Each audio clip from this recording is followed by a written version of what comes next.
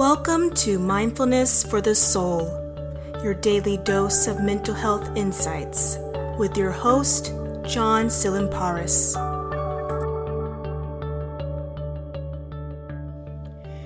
In this day and age, if you are not familiar with being stressed out on occasion, you better check your pulse because you may not be breathing.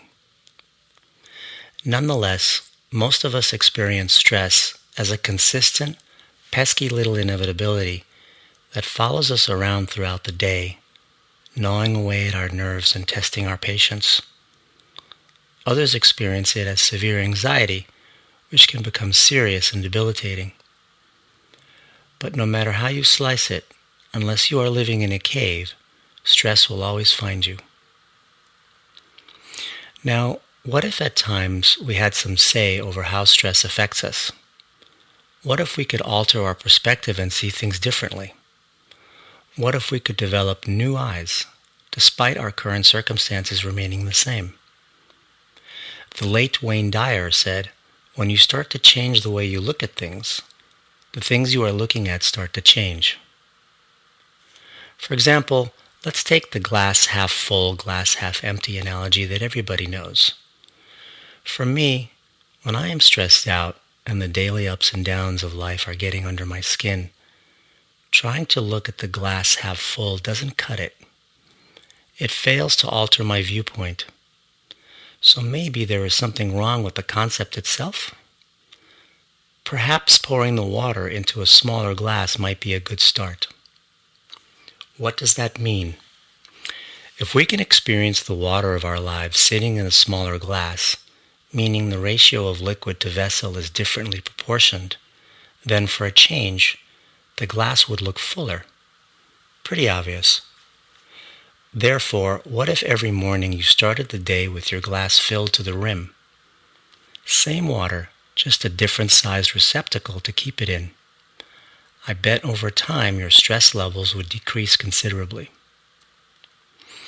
Changing your perspective and seeking alternative viewpoints like this one as a means to reduce stress is not new, although it's the cornerstone of cognitive behavioral therapy and one of the most effective tools to treat anxiety. It's been around since ancient times. The Greek philosopher Epictetus said, "It's not the things in life that trouble us, but our interpretations about these things." Here are some sustainable tips to managing stress that involve a change in perspective. I say sustainable because you can replenish them often simply by practicing them on a daily basis. The first is identifying self-adopted abstracts. Start seeing your negative thinking as abstract.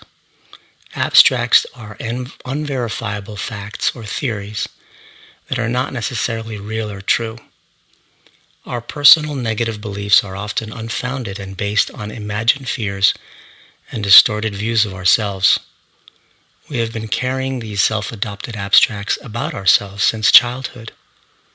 They were placed there by our parents, school, religion, the media, society, etc.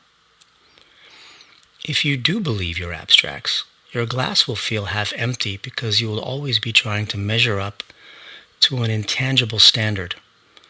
Sometimes thoughts have no essential value, period. Some examples of self-adopted personal abstracts are: I will never be respected unless I have a lot of money.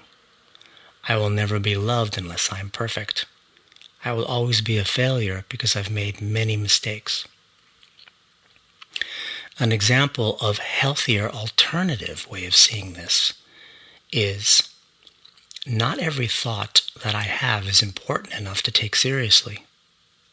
And according to spiritual guru Eckhart Tolle, life isn't as serious as the mind makes it out to be.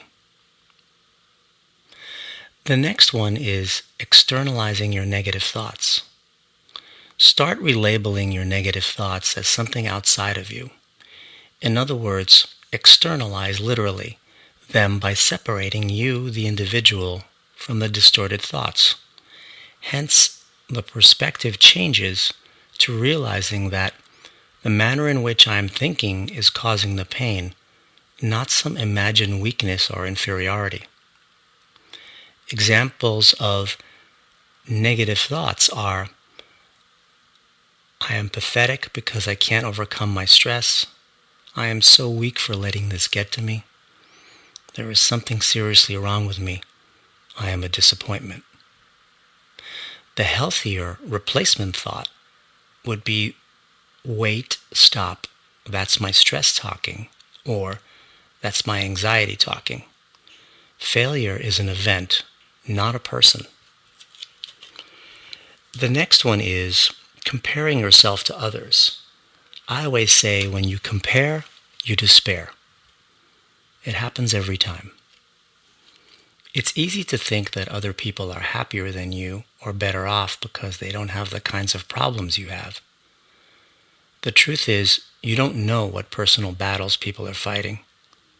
On the outside, people may seem happier than you or look like they are handling life better. Chances are they are not. Remember, the only normal people in the world are people you don't know very well.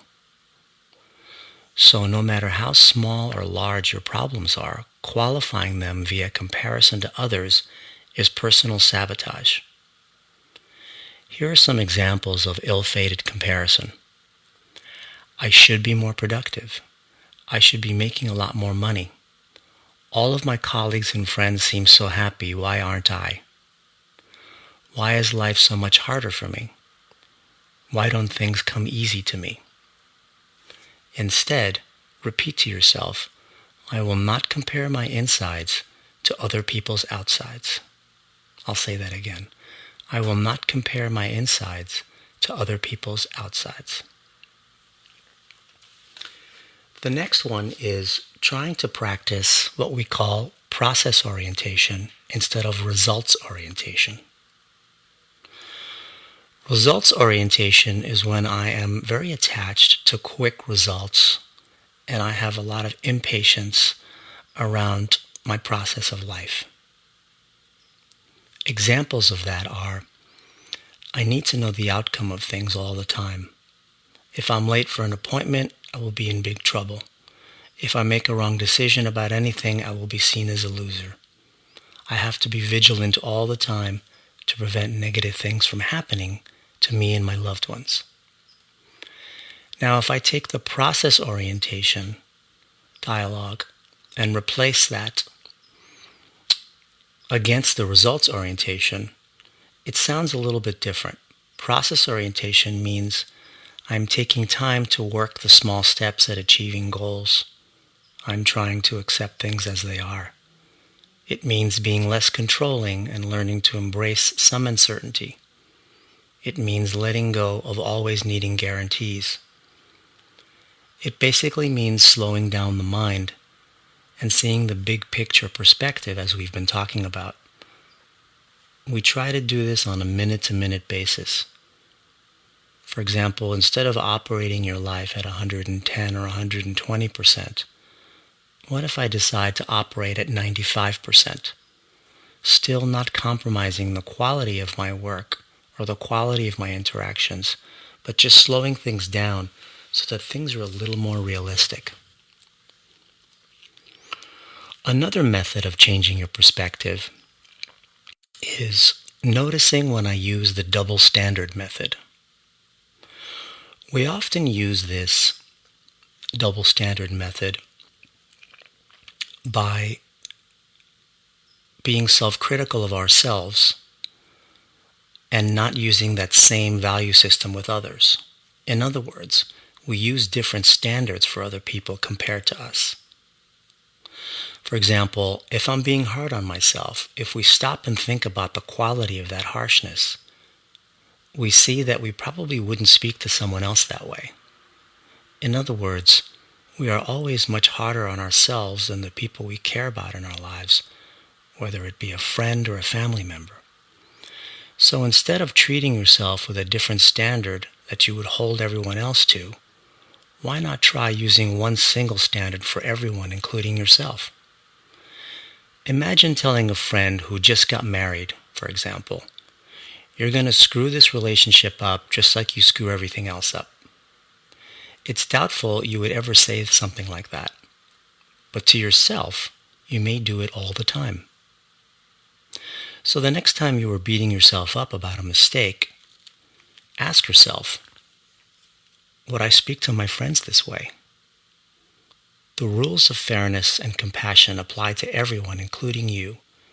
You are not terminally unique. You are not an exception. The last one I want to talk about is letting go of absolute language. When we use broad and generalized statements that include words like should, shouldn't, never, and always, we are applying a set of unwritten rules to our thinking that can cause long-term anxiety. These are called absolute statements.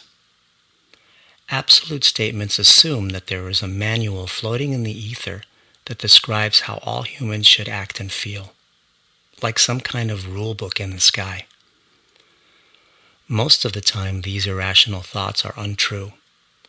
For example, statements like, I will never be happy, I will always be a failure, or I should be more productive, or I should go to the gym more often. Notice the never, always, and should in those statements. So every time you find yourself using a should statement, try substituting it with, I would prefer. For example, I would prefer to go to the gym this afternoon instead of going straight home. The semantic difference can work wonders in your own mind as you stop shoulding yourself and start looking at the world in a different way. Absolutes make a person feel inferior and guilty about themselves. Quote-unquote, I would prefer is a healthier statement that does not place the person in the position of fault. The truth is, outside of breaking the law or hurting or abusing or killing another person, everything is negotiable. There are very few things in life that can be seen in absolute black and white terms. Thank you for listening in on our podcast. I wish you success in changing your perspective today and every day. This is John Tsilimparis, MFT.